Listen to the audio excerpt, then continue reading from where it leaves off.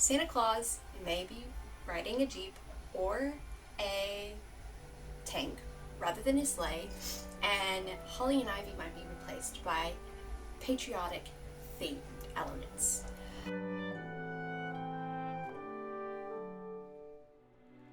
Hey there, beautiful YouTube. Welcome back to Vintagely Yours. I'm Chloe Jean, and the Christmas holidays are fast approaching. If you're like me, maybe you've already sent out your Christmas cards. And this year, as I was doing my cards, I got to thinking about Christmas cards during World War II. So I thought it would be fun to do a little YouTube video about the etiquette and fashions of Christmas cards during the Second World War. In 1942, the Christmas card celebrated its 100th birthday. And it looked a little bit different than the 1842 Christmas card. Santa Claus may be riding a Jeep or a tank rather than a sleigh, and holly and ivy might be replaced by patriotic themed elements. You could also order your Christmas cards from prominent artists like Norman Rockwell or even artists in the armed forces, but you tended to think about the people who were on your Christmas card list and buy a card that reflected y'all's relationship. And every Christmas card was different. You didn't bulk buy and send out your Christmas cards.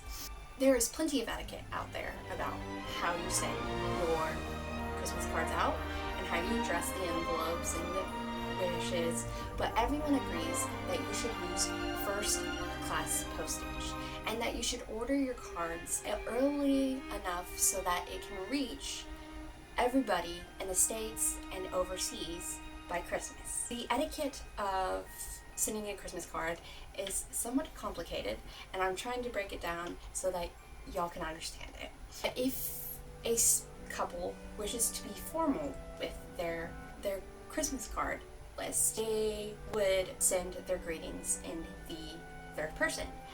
As an example, Mr. and Mrs. John Lane wish you the happiest compliments of the season. Now, if they're sending an informal card, they could use their name as a signature. So, happy holidays from John and Alice and Lane.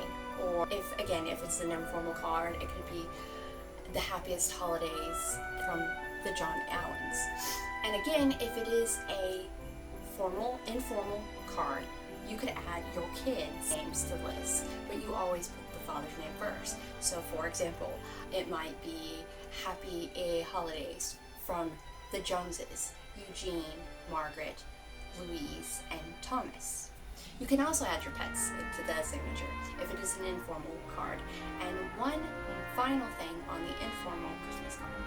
If a set of spouses wish to be very hip and very informal, they could say Happy Holidays from Margaret and Eugene. And that is very informal, like what you use for your bestie, as I understand it. And you always use the wife's name first in the signature and on the envelope because it provides courtesy to the wife. Now, if you are sending a Christmas card to a person overseas, you might send them a clippable Christmas card from a newspaper. But there is etiquette on how you address whoever you are sending it to. If you are sending it to an officer, you must sign his or her rank on the envelope. So, for example, you might send this Christmas card to Lieutenant Stephen Davis. But if you are sending it to a enlisted person, his or her rank is optional. So you could say either to Jalen Keck, or you might say to Private Jalen Keck. It's always encouraged to use the serviceman's return address as your guide when addressing their Christmas cards. Finally, there was much discussion on how to use your Christmas cards as decor. You might do the old-fashioned, very sweet, nostalgic, put all of your Christmas cards on your mantelpiece, or you might decorate a bookcase with them on streamers, or you might decorate your Christmas tree with them. You might hang the streamers from your mantle and put your cards there, or this was actually my personal favorite, you might arrange your cards in a V symbol, as V is for victory. That's all I have for you today. I really hope that you enjoyed this video. I had so much fun digging into Christmas cards and just learning about this very personal, very less known part of the holiday season during World War II. For everyone out there who might be watching this video, I hope that you have a very happy and safe holiday season for 2024. May all of your dreams come true, and thank you so much for stopping by.